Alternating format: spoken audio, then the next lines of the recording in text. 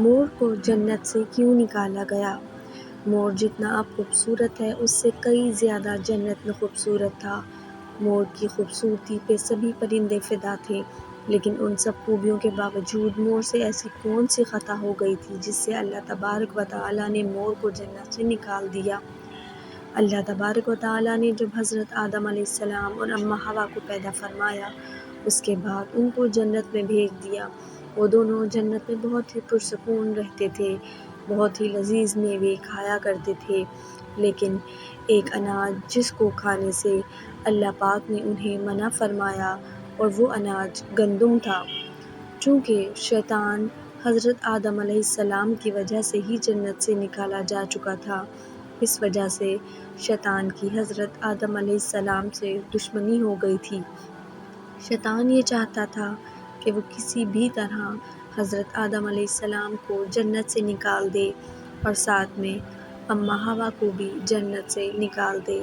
جب شیطان کو یہ خبر ہوئی کہ حضرت آدم علیہ السلام کو تمام میوے کھانے کی اجازت ہے لیکن گندم کھانے کی اجازت نہیں ہے، تو شیطان انتقام کی آگ دل میں لیے جنت کے دروازے کے پاس بیٹھ گیا اور 300 سال تک وہاں پر بیٹھا رہا کہ کوئی جنت کے دروازے سے باہر آئے اور شیطان اس سے بات کر سکے۔ ایک دن اچانک سے مور جنت سے باہر آ گیا۔ شیطان اس کو دیکھتے ہی بہت خوش ہو گیا۔ شیطان نے پوچھا، اے خوبصورت پرندے، تم کون ہو؟ مور بولا، میں مور ہوں، اب تم اپنا تعارف کرواؤ۔ شیطان نے جواب دیا کہ میں عالم قروبیہ کا ایک فرشتہ ہوں، میں اللہ پاک کی عبادت سے ایک پل بھی غافل نہیں ہوں۔ میں چاہتا ہوں کہ میں جنت میں جاؤں، وہاں کی نعمتوں کا اپنی آنکھوں سے مشاہدہ کروں۔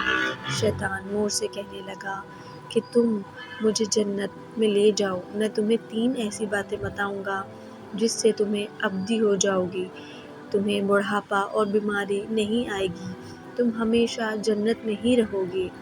شیطان کی یہ باتیں سن کر مور لالچ میں آ کر کہنے لگا، مجھ میں تو اتنی طاقت نہیں ہے کہ میں تمہیں جنت میں لے کے جاؤں، لیکن ایک سانپ میرا دوست ہے، وہ شاید تمہاری مدد کر سکے۔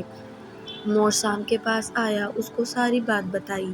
سانپ بھی شیطان کی باتوں سے بہت خوش ہو گیا، پھر شیطان کو اپنے منہ میں چھپا کے جنت میں داخل ہو گیا اور یوں شیطان اپنی اس چال میں کامیاب ہو گیا۔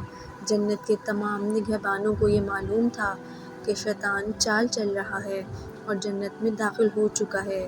فرشتے شیطان کو جنت سے نکالنے لگے، تبھی اللہ پاک کا حکم ہوا کہ اس کو ابھی تک جنت میں ہی رہنے دیا جائے۔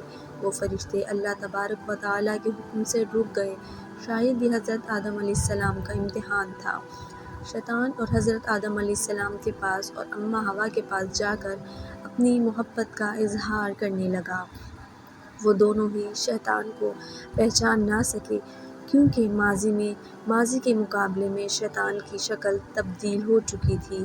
شیطان کہنے لگا کہ میں چاہتا ہوں کہ آپ دونوں ہمیشہ جنت میں اسی طرح زندگی گزاریں، ہمیشہ خوش رہیں۔ حضرت آدم علیہ السلام اس کی بات بہت غور سے سننے لگے۔ شیطان نے کہا، اگر آپ میری بات مان جائیں گے تو آپ کو جنت کی اور بھی تمام سہولتیں ملیں گی۔ اس پر حضرت آدم علیہ السلام شیطان کے بہکاوے میں آ کر کہنے لگے کہ یہ کس طرح ممکن ہے؟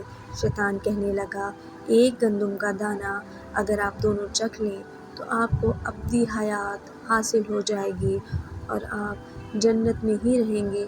یہ بات سن کر حضرت آدم علیہ السلام کے دل میں رجحان پیدا ہوا، لیکن ان کے دل میں اللہ کی نافرمانی کا خوف غالب آ گیا۔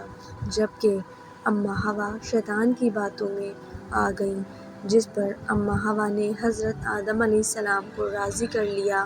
پھر اس کے بعد ان دونوں نے اس گندم کے دانے کو چکھ لیا۔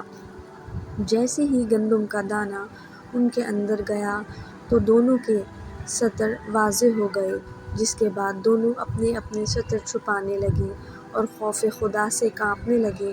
اسی دوران اللہ تبارک و تعالیٰ نے فرشتوں کو یہ حکم دیا کہ حضرت آدم علیہ السلام اور اماں حوا دونوں کو زمین پر اتار دو۔ حضرت آدم علیہ السلام کو سری لنکا کے قریب نیچے زمین پہ بھیج دیا، جبکہ اماں حوا کو جدہ کی سرزمین پر اتارا گیا۔